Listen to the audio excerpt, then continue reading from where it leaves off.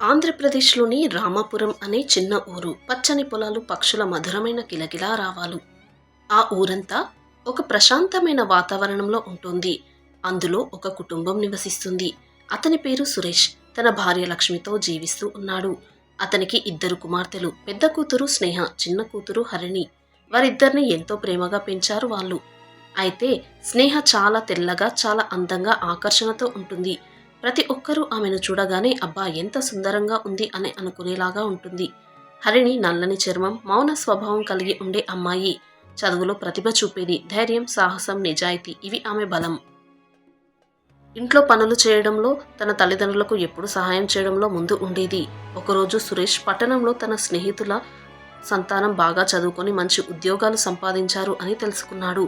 దాంతో తన కూతుర్లు కూడా ఆ విధంగా మంచి ప్రయోజకులు కావాలి అంటే ఈ ఊరి నుండి వారిని పట్టణానికి తీసుకువెళ్లి అక్కడ చదివించాలి అని అనుకున్నాడు. అదే విషయాన్ని అతడు తన భార్యతో చెప్పాడు. లక్ష్మి, ఈ ఊర్లోనే ఉంచి పిల్లల్ని చదివిస్తే వారి యొక్క జ్ఞానం బహుశా పరిమితమవుతుందేమో. అదే పట్టణానికి పంపిస్తే అక్కడ వారికి ఇంకా ఎన్నో అవకాశాలు లభిస్తాయి అని చెప్పాడు. అప్పుడు లక్ష్మి కూడా ఒప్పుకుంది. దాంతో విజయవాడలో హాస్టల్ వసతి ఏర్పాటు చేసి పిల్లల్ని పట్టణానికి పంపారు. కాలేజ్లో జాయిన్ చేసి వారికి అక్కడి కాలేజ్ జీవితం చాలా కొత్త అనుభూతిని ఇచ్చింది. స్నేహ యొక్క అందం, ఆకర్షణతో ఆమెకు ఎంతో మంది ఫ్రెండ్స్ అయ్యారు. ఆమె అందరి దృష్టిని ఆకర్షించింది. హరిణి తన చదువును తాను చదువుకునేది. వారిద్దరు అక్కా చెల్లెలు కలిసి వెళ్తున్నప్పుడు కొంతమంది కామెంట్స్ చేస్తూ ఉండేవారు. వావ్, స్నేహ ఎంత అందంగా ఉంటుంది, కానీ తన చెల్లెలు ఇంత నల్లగా ఉంది, ఆమెకు దిష్టి చుక్కలాగా ఉంటుంది అన్నారు. ఆ మాటలు విని హరిణి ఎంతో బాధపడింది. అయితే ఇదే విషయం ఎప్పుడూ స్నేహ తన మనసులో కూడా అనుకునేది. నేను ఇంత అందంగా ఉన్నాను, నన్ను అందరూ ఎప్పుడూ చూస్తూ ఉంటారు, కానీ నా పక్కకు నా చెల్లెలు ఎప్పుడూ నాకు ఒక దిష్టి బొమ్మలాగా ఉంటుంది అని అనుకుంటూ ఉండేది. ఇప్పుడు ఆ విధంగానే వేరే వాళ్ళు కూడా ఫీల్ అవుతున్నారు. ఈమె నా పక్కన ఉండడం నాకు అవమానంగా ఉంది అని ఆమె భావించింది. దాంతో స్నేహ హరిణితో ఎక్కువగా మాట్లాడేది కాదు. ఆమెతో దూరంగా ఉండడానికి ప్రయత్నించేది. ఒకరోజు వాళ్ళు హాస్టల్ నుంచి కాలేజ్కి వెళ్తున్నప్పుడు కొందరు ఆకతాయి అబ్బాయిలు వారికి అడ్డుగా నిలబడి స్నేహను ఏడిపించడం మొదలుపెట్టారు. స్నేహ దాంతో ఎంతో కంగారు పడిపోయింది. కానీ హరిణి మాత్రం వారిని ధైర్యంగా ఎదుర్కొంది. మీకిక్కడ ఏం పని? పోలీసులను పిలవమంటారా? ఎందుకు మా దారికి అడ్డుగా నిలబడ్డారు? మా అక్కను ఎందుకలా ఇబ్బంది పెడుతున్నారు అని గట్టిగా అడిగింది. అప్పుడు వారన్నారు, నువ్వు ఈ అందమైన అమ్మాయికి చెల్లెలివా? నిన్ను ఎవరూ ఏడ్పించడం లేదు అని నీ బాధ అంటూ ఎగతాళిగా మాట్లాడారు. అలా మాట్లాడి స్నేహను ఇంకా ఇబ్బంది పెట్టడం మొదలుపెట్టారు. దాంతో హరిణి కామ్గా ఉండకుండా గట్టిగా వారిని బెదిరిస్తూ మాట్లాడడం చేసింది. అలా గట్టిగా మాట్లాడడంతో చుట్టుపక్కల జనాలు పోగయ్యారు. ఏంటి, అమ్మాయిలను ఏడ్పించడం సరదా అనుకుంటున్నారా? మీరసలు కాలేజ్కి ఎందుకు వస్తున్నారు? అమ్మాయిలను ఏడ్పించడానికియా?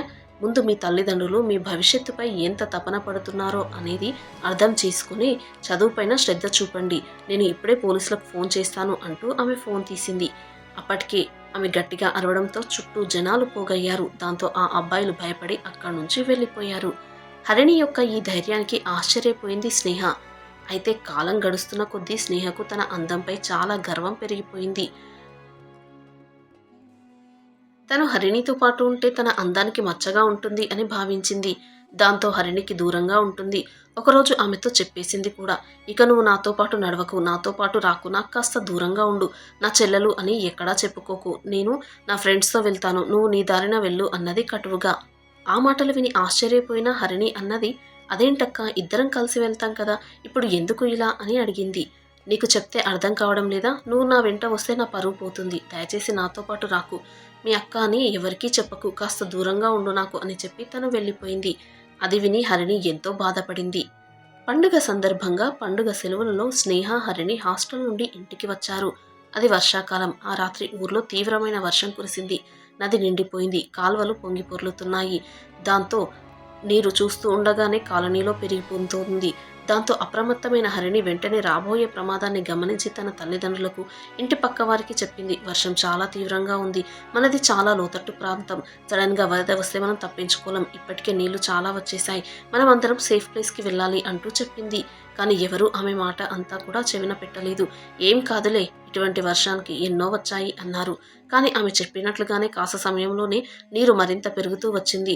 వరద రావడం స్టార్ట్ అయింది. దాంతో చిన్నవారు, పెద్దవారు, పశువులు అందరూ భయంతో పరిగెత్తుతూ అరుస్తూ ఉన్నారు. అప్పుడు వెంటనే హరిణి చెప్పింది, వెంటనే పదండి, ఎత్తైన ప్రదేశానికి మనం ముందుగా వెళ్ళాలి. ఒకరు చేయి పట్టుకుని ఒకరు చాలా గట్టిగా సంకల్పంతో మనం తొందరగా వెళ్ళిపోవాలి అని ప్రతి అడుగు, ప్రతి చూపు ధైర్యంగా, సురక్షితంగా నడిచి ఎవరూ మునిగిపోకుండా చూసుకుంది. వారందరినీ ఎత్తైన మేడలపైకి తొందరగా ఎక్కమని చెప్పింది. స్నేహ ఆ సమయంలో భయంతో తనకు ఏమీ అర్థం కాలేదు. హరిణి చూపిన ధైర్యం, సాహసంతో తన కుటుంబాన్ని రక్షించుకోగలిగింది. అలాగే ఊరి ప్రజలను. అప్పుడు అందరూ హరిణి యొక్క తెలివికి ఎంతో అబ్బురపడ్డారు. తను ముందుగానే వర్షం యొక్క పరిస్థితిని అంచనా వేసి వర్ష తీవ్రత ఎక్కువ అవుతుంది అని, వరద వచ్చే అవకాశం ఉంది అని చెప్పి తమని రక్షించింది అని వారు హరిణిని ఎంతో పొగడారు. అలాగే పండుగకి మేనత్త వారి ఇంటికి వచ్చింది. అప్పుడు ఆమె గమనించింది, స్నేహ హరిణిని చాలా చిన్న చూపు చూస్తూ ఉండడంతో ఆమెతో దూరంగా ఉండడానికి ప్రయత్నించడాన్ని ఆమె అంతా గమనించింది. దానికి గల కారణం ఏంటి అని ఆ మేనత్త హరిణిని అడగగా, హరిణి తన అక్క తనతో పాటు ఉండాలి అనుకోవడం లేదు అని, తన నలుపు కారణంగా తన యొక్క పరువు పోతుంది అని, ఏ విధంగా చేస్తుంది అని, అయినా తనకు తనపై ఏ విధమైన కోపము లేదు తన అక్కపై అని చెప్పింది. ఆ విషయం విన్న ఆ మేనత్తకి చాలా బాధ అనిపించింది. దాంతో వెంటనే ఆమె స్నేహ దగ్గరికి వెళ్ళి, స్నేహ, నీకు నీ అందంపై చాలా గర్వం ఉంది కదా, అహంకారం కూడా ఉంది కదా, కానీ ఈ ఇల్లు నీకు ఆసరాగా లేకుంటే నువ్వు ఒక అనాథలాగా ఎక్కడో చెత్త కుప్పలోనో లేదా ఇంకెక్కడో ఉండేదానివి. నీకు ఇంత మంచి లగ్జరీ లైఫ్ ఈ ఇల్లు ఇచ్చింది. నువ్వు మా అన్నయ్య కూతురివి కాదు. నిన్ను వీళ్ళు దత్తత తీసుకున్నారు. మొదటగా వారికి సంతానం కలగలేదు. దాంతో వాళ్ళు హాస్పిటల్ చుట్టూ తిరగలేదు. సరే, ఎవరైనా అనాథనికి చేయూతను ఇచ్చినట్టుగా ఉంటుంది అని ఎవరినైనా దత్తత తీసుకోవాలి అనుకున్నారు. ఆ విధంగా నిన్ను తీసుకున్నారు. తర్వాత వారికి హరిణి పుట్టింది. అయినా వాళ్ళు నిన్ను ఎప్పుడూ సపరేట్గా చూడలేదు. అసలు ఈ విషయం నేను నీకు చెప్పేదాకా కూడా నీకు తెలియలేదు కదా. అంత ప్రేమ చూపించారు నీకు వాళ్ళు. కానీ నువ్వు వారి కూతుర్నే ఇంత చిన్న చూపు చూస్తున్నావా? హరిణి ఎంతో మంచి అమ్మాయి, మంచి మనసు గలది, ఎంతో తెలివిగలది. నీకు అందం ఉందన్న అహంకారం తప్పించి ఇంకా ఏమీ రాదు అన్నది. ఆ మాటలు విని షాక్ అయిన స్నేహ వెంటనే తన తల్లిదండ్రుల వద్దకు పరిగెత్తింది. తన మేనత్త చెప్పేది నిజమేనా? నేను మీ కూతుర్ని కాదా అంటూ ఏడుస్తూ అడిగింది. అప్పుడు ఆ అత్తని ఆ తల్లిదండ్రులు, మీరు ఎందుకు చెప్పారు స్నేహకు ఈ విషయం అంటూ బాధపడ్డారు.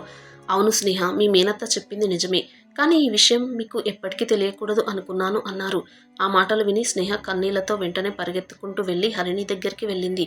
క్షమించు చెల్లి అంటూ ఆమెను కన్నీళ్లతో హత్తుకుంది. హరిణి చదువులో వెళ్ళినప్పుడు ముందు ఉండేది. ధైర్యంలో అందరికీ ఆదర్శంగా, ప్రేమ సహనంలో అక్కని గెలిచింది.